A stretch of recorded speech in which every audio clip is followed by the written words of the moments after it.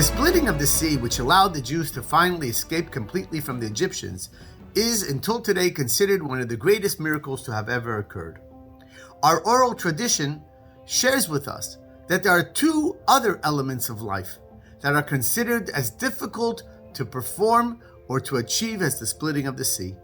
The first is the pairing of couples that want a long-term commitment and marriage. And the second is a source of income by which someone can make a living. You see, by the splitting of the sea, we find two interesting facts.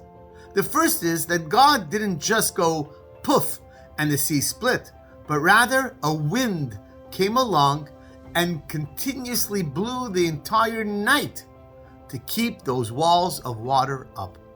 Which seems strange because God could do anything without necessarily bringing in a wind. And the second is that even when God told them that the sea will split and Moshe approached the waters with his staff, they didn't split until one gentleman faithfully jumped into the waters. That's when the separation of the waters began. His name was Nachshon ben Aminadav. And this teaches us some important lessons.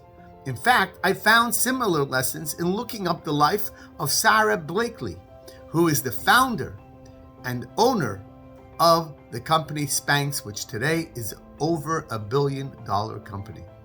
She went from rags to riches and shares with others some of the points of success.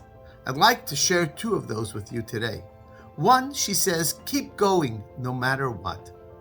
Even though you've embraced failure, keep going no matter what. And this is what God wanted to teach the Jewish people. When I tell you to continue to travel, and you see that there's a wall of water, or there's a body of water that's just stopping you, no. You keep going. Like Nachshon ben Aminadav, jump in. You may be very surprised at what will occur afterwards, and the success of your leap of faith will have. And the second is visualize success. What does visualizing success mean? That God had told the Jewish people, you are going to escape and make it to Mount Sinai.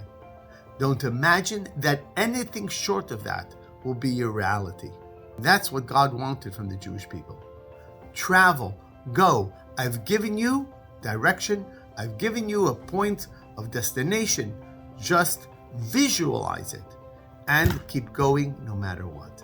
And I imagine that the keep going no matter what can also be coupled in with this idea that God wanted to teach us that particular lesson by not just simply splitting the sea and walking away, but making us realize that the waters stayed upright as long as there was a wind blowing. When it comes to marriage, when it comes to success of business and livelihood, you can't necessarily just do one thing one time and walk away. You have to be constantly at it to achieve the success you're looking for. So remember, if you have a mission, just know that you have to go towards it. Visualize the success and keep going no matter what. Have a great Shabbos.